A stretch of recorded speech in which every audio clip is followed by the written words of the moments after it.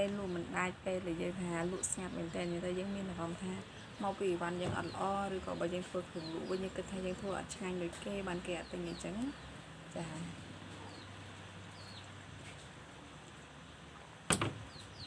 ថងពេលញ៉ាំវាសាក់អីដល់គ្នានេះក្បេចាស់ធ្លាប់គិតដែរខ្ញុំអ្នកលក់ក៏ធ្លាប់គិតដែរគិតថាអីវ៉ាន់យើងឆុងខ្លួនឯងយើងប្រហែលជាអត់ឆ្ងាញ់ទេមើលទៅ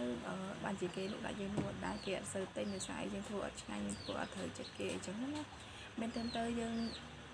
ពង្រឹងតែពង្រឹងសមត្ថភាពយើងកាយបើថាលក់គ្រឿងឆុងខ្លួនឯងយើងត្រូវតែចង់ឲ្យឆ្ងាញ់យើងដូចខ្ញុំអញ្ចឹងឆុងលក់ខ្លួនឯងអញ្ចឹងឆ្ងាញ់អត់យើងជឿជាក់លើផលិតផលរបស់យើងមិនមែនបានន័យថាឲ្យតែអ្នកលក់មិនដាច់គាត់ធ្វើអត់ឆ្ងាញ់គាត់ធ្វើអត់ខាត់តូបគាត់អត់ស្អាតឬក៏អីវ៉ាន់គាត់អត់គ្រប់អីមិនមែនទេមិនមែនមកពីរឿងនោះទេវាមានកត្តាជាច្រើននៅពេលដែលយើងលក់ដាច់ហើយយើងចេះតែមានកូនចិត្តគិតយើងអាចសាំងឯងបើយើងមានជំនាញអ្នកខ្លះគាត់រៀនមកពីថ្ងៃទៅក៏គាត់មានជំនាញរបស់គាត់ក្នុងការឆុងដូចជាការលក់ចាប់ហួយឬគ្រឿងអីផ្សេងឬក៏ផលិតផលអីផ្សេងគាត់សិតតែមានជំនាញរបស់គាត់មកឲ្យក្នុងការលក់ហើយដោយអ្នកលក់ចាប់ហួយអញ្ចឹងយើងពេលខ្លះយើងគិតថាយើងយកអីវ៉ាន់គេមកលក់សោះហើយបានយើងលក់មិនដែរទៅគេលក់ដែរគឺវាមានកត្តាច្រើនមែនទែនអីមួយដែលខ្ញុំចង់ឲ្យបងប្អូនធ្វើគឺយើងត្រូវជឿជាក់លើខ្លួនឯងយើងរៀបតូបយើងឲ្យស្អាតធ្វើឲ្យល្អសម្ដែងសម្ដៅយើងល្អការរៀបតែល្អហើយយើងលក់ធម្មតាទៅយើងមិនខកថាអូលក់មិនអាចគិតតូចចិត្តខ្លួនឯងអីចេះចុះបើយើងគិតច្រើនតិចបិទតូបវិញនិយាយទៅយើងធ្វើឲ្យល្អទៅខ្ញុំពេលខ្លះខ្ញុំលក់ដាច់ខ្ញុំលក់គិតចឹងដែរតែដល់ពេលឥឡូវខ្ញុំធ្វើដូចខ្ញុំគិតនិយាយចឹងគឺខ្ញុំរៀបតូបខ្ញុំឲ្យស្អាតចាបើពេលដែលលក់កាន់តែមិនដាច់គឺខ្ញុំពេលដែលមានភ្ញៀវគឺខ្ញុំរៀបអីវ៉ាន់ហ្នឹងទៅ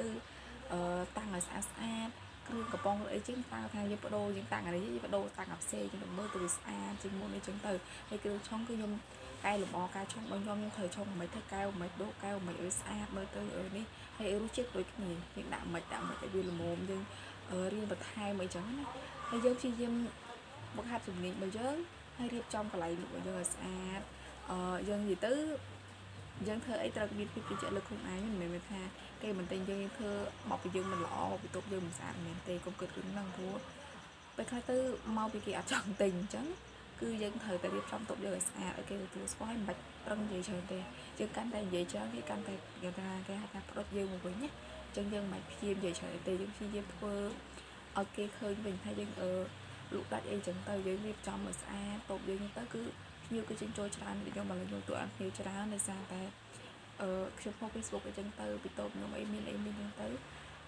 ហើយតូបរបស់ខ្ញុំគឺខ្ញុំរៀបចំស្អាតជានិច្ចទោះបីជាខ្ញុំភ្ញៀវមកគឺខ្ញុំរវល់គឺខ្ញុំរៀបចំនេះរៀបចំនោះដូរកន្លែងតាំងដូរនេះក៏ដាក់នេះខ្ញុំដូរដាក់នោះចឹងណាយើងរៀបចំជានិច្ចចឹងទៅតូបយើងក៏មើលស្អាតតែខ្លះគាត់ដែរចូលមកទិញទេគាត់ចូលមកម្ដងគាត់ចង់មកម្ដងទៀតសារឃើញបានយើងមានច្រើនមកទៀតអីវ៉ាន់យើងរៀបចំស្អាតទៅអត់មានក្លីមានអីចឹងណាអញ្ចឹងយើងត្រូវតែជឿជាក់ពីខ្លួនយើងវិញកុំគិតថាឲ្យតែលោកដៃគួយគិតថាមកពីអញឆុងផុតកើតដឹងមកពីតូបអញអត់សូវមានអីវ៉ាន់ដឹងកុំគិតអញ្ចឹង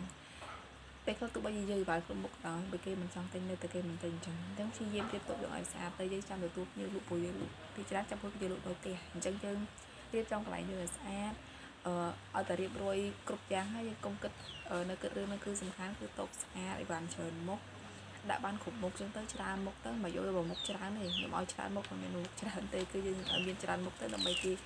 អីបានចាំហួយគឺយើងលក់ច្រើនមុខអញ្ចឹងមានច្រើនមុខតែមួយគេមកទិញអានេះឃើញមានអានោះឯងព្រោះគេត្រូវការគេមករកទិញទៀតហើយចាអរគុណ